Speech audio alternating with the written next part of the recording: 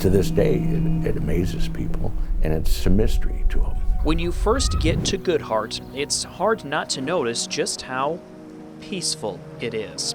It's likely what drew the Robeson family to this area, to escape the hustle and bustle of life in southeast Michigan. Back in 1968, things were pretty simple, and that was a pretty sleepy little town with a little general store and a gas station. But a horrifying discovery inside the Robeson family cottage would rock this quiet Lake Michigan town. Unfortunately, Richard, his wife Shirley, their sons Richie, Gary, Randy, and Susan had all been killed. It was terrible. I mean, those bodies had been moved over the heat registers, so they were badly decomposed. It was a mess. The entire family shot and killed.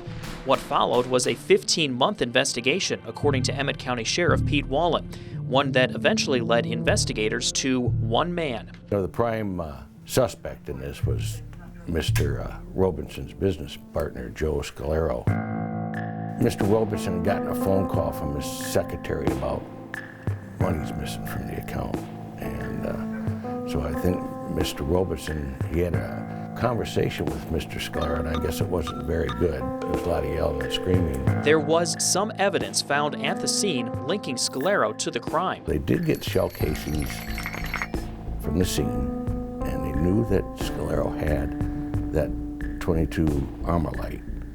And they went to the firing range where he used to shoot it, found 4 shell casings, and they exactly matched the shell casings at the scene. Marty Link is the author of the book When Evil Came to Good Hart. She says there were other factors that pointed to Scalero. One, he didn't have an alibi. Not only did he not have an alibi, he lied about his alibi. He said he was one place, and it turned out he was at that place on a different day. He had money troubles. He was an excellent marksman. But even with what seemed like mounting evidence, prosecutors in Emmett County were reluctant to issue charges.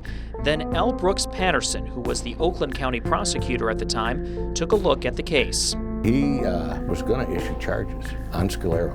When Scalero caught wind of this, he committed suicide. You know, he left notes that I'm not a liar, and I have embezzled, but I never killed anybody. Well, I think initially Scalero was completely overconfident and just thought, well, I'm this mover and shaker from the Detroit area. I'm Mr. Sophisticated. I can completely hoodwink these bumpkins from up north. The case remains open, and Sheriff Wallen says tips still come in, but none that have led to the breakthrough investigators hope for. I'm very confident that Scalero did it. The only thing that, and probably you've heard it and other people have, did he do it by himself? The tragedy is that it was just money. All that grisliness, all that suffering and all that death and an entire family annihilated was just over money. For 9 and 10 News, I'm David Leiden.